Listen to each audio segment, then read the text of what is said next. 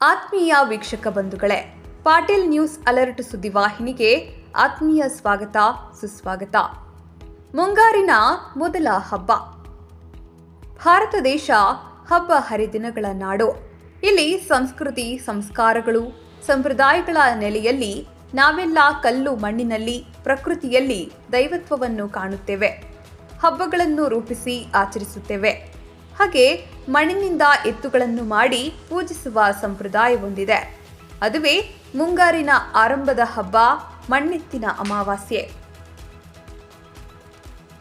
ಕಾರ ಹುಣ್ಣಿಮೆ ನಂತರ ಬರುವ ಮಣ್ಣೆತ್ತಿನ ಅಮಾವಾಸ್ಯೆ ಕೇವಲ ಅಮಾವಾಸ್ಯೆಯಲ್ಲ, ಅದೊಂದು ಹಬ್ಬ. ರೈತಾಪಿ ಜನರು ತಮ್ಮ ಬದುಕಿಗೆ ಆಸರೆಯಾಗಿರುವ ಎತ್ತುಗಳನ್ನು ಪೂಜಿಸಿ ಸಂಭ್ರಮ ಪಡುವ ಹಬ್ಬ. ಒಕ್ಕಲು ಮಕ್ಕಳಿಗೆ ಮಣ್ಣು ಅತ್ಯಂತ ಪವಿತ್ರವಾದದ್ದು. ವರ್ಷಾರಂಭದಿಂದ ಒಟ್ಟು 5 ಬಾರಿ ಮಣ್ಣಿನ ಪೂಜೆಯನ್ನು ನೆರವೇರಿಸುವ ಸಂಪ್ರದಾಯವಿದೆ. ಆಷಾಢ, ಶ್ರಾವಣ ಮತ್ತು ಭಾದ್ರಪದ ಮಾಸಗಳಲ್ಲಿ ಈ ಮಣ್ಣು ಪೂಜೆ ಮಾಡಲಾಗುತ್ತದೆ. ಮಣ್ಣೆತ್ತು, ಗುಳ್ಳವ್ವ, ಹುತ್ತಪ್ಪ, ಗಣಪ ಹಾಗೂ ಜೋಕುಮಾರ ಈ 5 ಮಣ್ಣಿನಿಂದ ಮಾಡಿದ ದೈವಗಳನ್ನು 3 ಮಾಸಗಳಲ್ಲಿ ಜನರು ಪೂಜಿಸುತ್ತಾರೆ. ಕೃಷಿಕರ ಒಡನಾಡಿಯಾಗಿರುವ ದನಕರುಗಳನ್ನು ಕಾರ ಹುಣ್ಣಿಮೆಯಲ್ಲಿ ವಿಶೇಷವಾಗಿ ಮೈ ತೊಳೆದು, ಬಣ್ಣ ಹಚ್ಚಿ, ಸಿಂಗಾರ ಮಾಡಿ, ಹೋಳಿಗೆ, ಕಡುಬು ಮುಂತಾದ ಸಿಹಿ ತಿನಿಸುಗಳನ್ನು ಮಾಡಿ ಎಡೆ ಹಿಡಿದು ಸಂಜೆಗೆ ಕರಿ ಹರಿಯುವ ಸಂಭ್ರಮ ಹೇಳತೀರದು. ದನಕರುಗಳನ್ನು ಮನಬಂದಂತೆ ಓಡಿಸುವ ಮೂಲಕ ತಿಂಗಳೊಪ್ಪತ್ತಿನಿಂದ ವಿಶ್ರಾಂತಿಗೆ ಸರಿದಿದ್ದ ಅವುಗಳನ್ನು ಮತ್ತೆ ಕೃಷಿ ಕಾಯಕಕ್ಕೆ ಸಜ್ಜು ಮಾಡುತ್ತಾರೆ. ಕಾರ ಹುಣ್ಣಿಮೆ ಮುಗಿದ ನಂತರ ಬರುವ ಅಮಾವಾಸ್ಯೆಯೇ ಮಣ್ಣೆತ್ತಿನ ಅಮಾವಾಸ್ಯೆ. ಹೊಲಗಳಿಗೆ ಹೋಗಿ ಜಿಗುಟಿನಿಂದ ಕೂಡಿದ ಮಣ್ಣನ್ನು ತಂದು ಎತ್ತಿನ ಪ್ರತಿಕೃತಿಗಳನ್ನು ತಯಾರಿಸುತ್ತಾರೆ. ಇಲ್ಲವೇ ಕುಂಬಾರರ ಮನೆಗಳಿಂದಲೂ ತಯಾರಿಸಿದ ಜೋಡಿ ಎತ್ತುಗಳನ್ನು ಜೋಳ ಕಾಳು ಹಣ ಕೊಟ್ಟು ತರುತ್ತಾರೆ. ಕುಂಬಾರರು ಎತ್ತುಗಳೊಂದಿಗೆ ಒಂದಿಷ್ಟು ಹಸಿ ಮಣ್ಣನ್ನು ಕೊಡುತ್ತಾರೆ. ಅದರಲ್ಲಿ ದನಗಳಿಗೆ ಹುಲ್ಲು ತಿನ್ನಲು ಗ್ವಾದಲಿ ಮಾಡುತ್ತಾರೆ. ಬಣ್ಣಗಳ ಬ್ಯಾಗಡಿ ಚೂರು, ಬಣ್ಣದಲ್ಲಿ ತೋಯಿಸಿದ ಜೋಳ, ಕುಸುಬಿ ಕಾಳುಗಳಿಂದ ಎತ್ತುಗಳಿಗೆ ಕೊಂಬಣಸು, ಇಣಿಗವಚ, ಜೂಲು, ತೋಡೆ, ಗಂಟೆ ಸರ ಮಾಡಿ ಸಿಂಗರಿಸುತ್ತಾರೆ. ಸಿಂಗರಿಸಿದ ಜೋಡೆತ್ತುಗಳನ್ನು ನೋಡುವುದೇ ಒಂದು ಸೊಗಸು. ನಂತರ ದೇವರ ಜಗುಲಿಯ ಮೇಲಿಟ್ಟು ಪೂಜೆಗೆ ಅಣಿಯಾಗುವ ಹೊತ್ತಿಗೆ ಮನೆಯ ಹೆಣ್ಣು ಮಕ್ಕಳು ಹೋಳಿಗೆ, ಕಡುಬು ಮುಂತಾದ ಸವಿ ಅಡುಗೆ ಸಿದ್ಧಪಡಿಸಿರುತ್ತಾರೆ. ಮನೆಯ ದನಕರುಗಳ ಮೈ ತೊಳೆದು ಪೂಜೆಗೆ ಸಿಂಗರಿಸುತ್ತಾರೆ. ಮಣ್ಣೆತ್ತುಗಳಿಗೆ ಕಾಯಿ, ಕರ್ಪೂರ, ಊದುಬತ್ತಿ, ಲೋಬಾನ ಹಾಕಿ ಎಡೆ ಹಿಡಿದು ಪೂಜೆ ಮಾಡುತ್ತಾರೆ. ಸಕಲ ಜೀವರಾಶಿಗಳಿಗೆ ಅನ್ನ ಹಾಕುವ ಭೂತಾಯಿಗೆ ಈ ಮೂಲಕ ಪೂಜೆ ಸಲ್ಲಿಸಿ ಕೃತಜ್ಞತೆ ಅರ್ಪಿಸುತ್ತಾರೆ. ಹೊಸ ಬಟ್ಟೆ ತೊಟ್ಟು ಊರಲ್ಲಿ ದೇವರುಗಳಿಗೆ ಕಾಯಿ, ಕರ್ಪೂರದೊಂದಿಗೆ ಹೋಗಿ ಎಡೆ ಹಿಡಿದು ಬಂದು ಒಟ್ಟಾಗಿ ಕುಳಿತು ಊಟ ಮಾಡುತ್ತಾರೆ.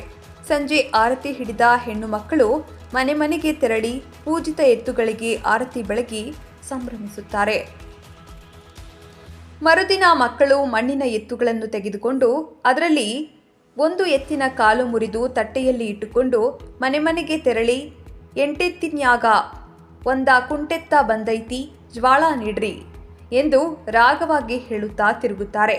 ಮನೆಯವರು ಜೋಳ, ಗೋಧಿ, ಸಜ್ಜೆ, ಅಕ್ಕಿ ಹಣ ನೀಡಿ ಕಳುಹಿಸುತ್ತಾರೆ. ಸಂಗ್ರಹಿಸಿದ ದವಸ ಧಾನ್ಯಗಳನ್ನು ಊರ ಅಂಗಡಿಗೆ ಹಾಕಿ ಪಂಚಫಳಾರ, ಊದಬತ್ತಿ, ಕುಂಕುಮ, ವಿಭೂತಿ, ತೆಂಗಿನಕಾಯಿ, ಬೆಲ್ಲ, ಚುರುಮುರಿ ಖರೀದಿಸುತ್ತಾರೆ.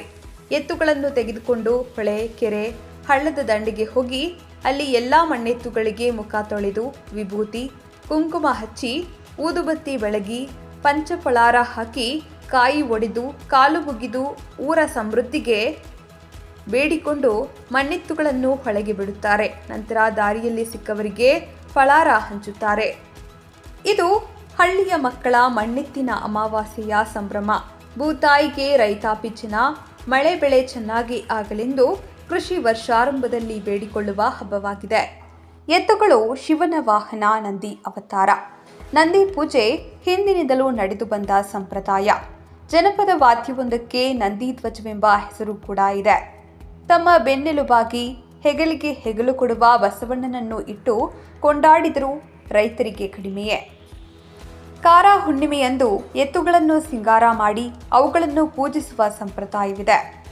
ಎತ್ತು ಎತ್ತಲ್ಲ 10 ದಿಕ್ಕಿಗೆ ಸಲವನು ಬಸವಣ್ಣ, ಬಿತ್ತಿದ ಬೆಳವಲಕ ಬೆಳಗಾನೋ ಬಸವಣ್ಣ ಎಂದು ಬಸವನನ್ನು ನಂಬಿದ್ದಾರೆ. ಎಲ್ಲರಿಗೂ ಅನ್ನ ನೀಡುವ ಬಸವಣ್ಣನನ್ನು ಗೌರವಿಸುವ ಮಣ್ಣೆತ್ತಿನ ಪೂಜೆ ವಿಡಿಯೋ ಸಂಸ್ಕೃತಿಯ ಹಬ್ಬವೆಂದು ವಿದ್ವಾಂಸರ ಅಭಿಪ್ರಾಯವಾಗಿದೆ. ಬಸವಣ್ಣನವರ ವಚನದಲ್ಲಿ ಮಣ್ಣೆತ್ತಿನ ಉಲ್ಲೇಖಿ ಇರುವುದರಿಂದ 12ನೇ ಶತಮಾನಕ್ಕಿಂತ ಮೊದಲೇ ಈ ಆಚರಣೆ ಇದ್ದಿರಬಹುದೆಂದು ನಂಬಿಕೆ. ಮಾಡಬೇಕಾದರೆ ಮಣ್ಣೆತ್ತಿನ ಅಮಾವಾಸ್ಯೆಗೆ ಒಂದು ಜಿಗುಟು ಮಣ್ಣು ತಂದು ಕೇಸಿ ಮಣ್ಣತ್ತು ಮಾಡಿ ಕೇಸಿ ಅದಕ್ಕೆ ಶೃಂಗಾರ ಬಂಗಾರ ಮಾಡಿ ಎಲ್ಲ ರೀತಿಯಿಂದ ಒಂದು ಗ್ವಾದ್ಲಿ ಮಾಡಿ ಆಮೇಲೆ ಹೋಳಿಗೆ ಉಗ್ಗಿ ಎಲ್ಲ ಮಾಡಿ ಕೇಸಿ ಮಣ್ಣೆತ್ತಿನ ಅಮಾವಾಸ್ಯೆ ಅಂದು ಕೇಸಿ ಒಂದು ಭೂಮಿ ಪೂಜೆ ಮಾಡಿದಾಗ ಅಂದು ಕೇಸಿ ಎಲ್ಲ ನಾವು ಸಂಭ್ರಮದಿಂದ ಮಾಡ್ತಿದ್ದೀವಿ. ಮತ್ತು ಇಲ್ಕಂದ್ರೆ ಹೋಗಿ ಕೇಸಿ ಕುಂಬಾರ ಮನೆಗೆ ಹೋಗಿ ತಂದನ ಮಾಡ್ತಿರ್ತೀವಿ. ಈ ಥರ ಮಣ್ಣೆತ್ತಿನ ಅಮಾವಾಸ್ಯೆ ಮಾಡ್ತಿರ್ತೀವಿ ನಾವು.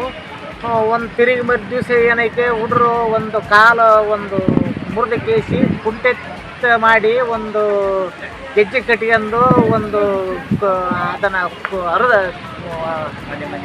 ಮನೆಗೆ ಹೋಗಿ ಜೋಳ ರೊಕ್ಕ ಧಾನ್ಯ ದವಸ ಧಾನ್ಯಗಳು ತಂದು ಕೇಸಿ ಒಂದು ಕರಿ ಕಟ್ಟಿ ಕೇಸಿ ಒಂದು ಕರಿ ಹರಿದು ಸಂಭ್ರಮದಿಂದ ಕರಿ ಹರಿತಿದ್ದಾರೆ ಹುಡುಗರು ಅಂತಂದು ನಮ್ದು ಎರಡು ಮಾತು.